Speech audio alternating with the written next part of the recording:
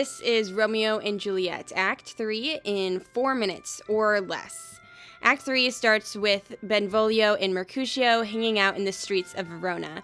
As they're talking, they run into Tybalt and his crew. Tybalt is acting kind of angry, and he says he wants to talk to Benvolio and Mercutio because he thinks they're teaming up with Romeo against him. Mercutio starts to mock Tybalt, which of course makes Tybalt even more mad. Romeo shows up on the scene and demands that they stop fighting. He says he has reason to love Tybalt, though he doesn't explain that it's because they're now cousins-in-law. Instead, Tybalt thinks that Romeo's messing with him, which of course makes him even more mad. Mercutio isn't having any of this banter. He pulls out his sword and gets ready to fight. Mercutio and Tybalt go at it, even though Romeo's still trying to get them to chill out. Tybalt ends up killing Mercutio. He's dead. Romeo isn't a huge fan of this, so he fights with Tybalt and kills him dead.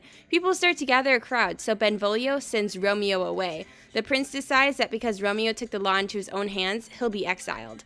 In the next scene, Juliet is hanging out in her bedroom since she can't really go anywhere else.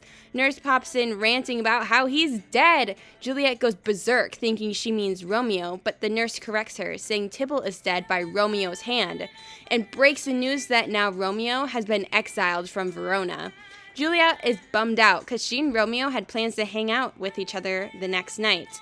Nurse, however, knows that Romeo is hiding with Friar Lawrence and says she'll tell him to come to Juliet's bedroom that night. In scene 3, Romeo and Friar Lawrence are at church, where Romeo is bawling that he'll never see Juliet again.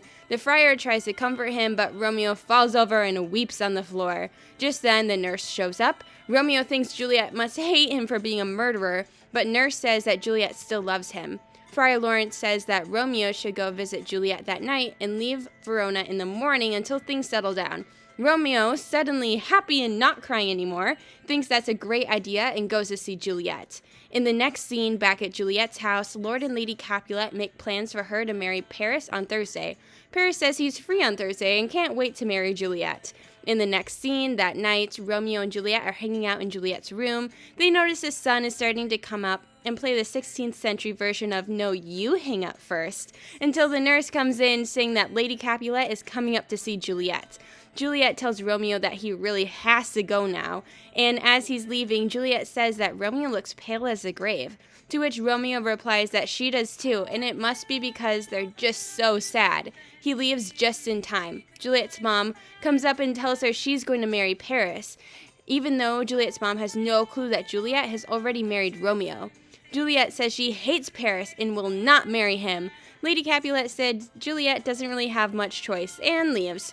The nurse comes in to panic Juliet, but Paris, in the nurse's opinion, is a better choice for Juliet to make. Juliet is mad that the nurse isn't taking her side, but pretends to agree. She says that she's going to go to church to confess for being such a disobedient daughter. The nurse leaves, and Juliet reveals to the audience that she's actually going to church to see if the friar can help her. If he can't, she declares she's going to take matters into her own hands. All this sets up the drama and tragedy that awaits the star-crossed lovers in the final act of the play.